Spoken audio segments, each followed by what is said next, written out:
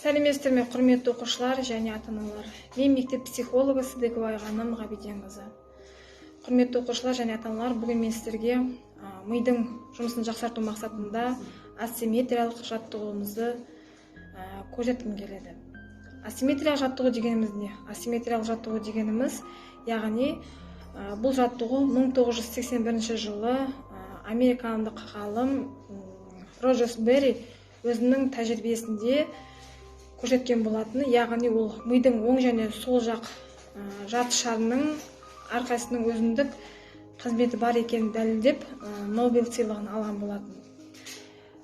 Біріншіден, асимметриялық жаттығу бізді неге үйретеді? Біріншіден, ол мидың өнімділігін арттырады.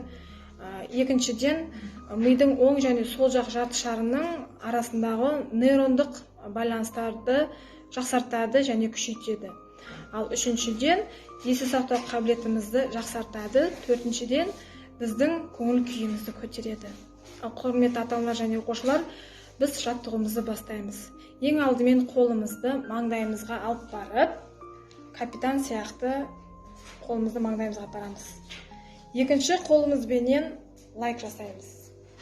Біз осы жаттығуды қолымыз үйренгенше ақырындап бастаймыз. 1, 2, 3, 4. 1, 2, 3, 4. Енді қолымыз ақырын үйренгеннен кейін тездетіп бастаймыз. 1, 2, 3, 4. 1, 2, 3, 4. Енді шатаспау үшін және қасына қосымша шапалақпен ұруды бастаймыз. 1, 2, 3, 4.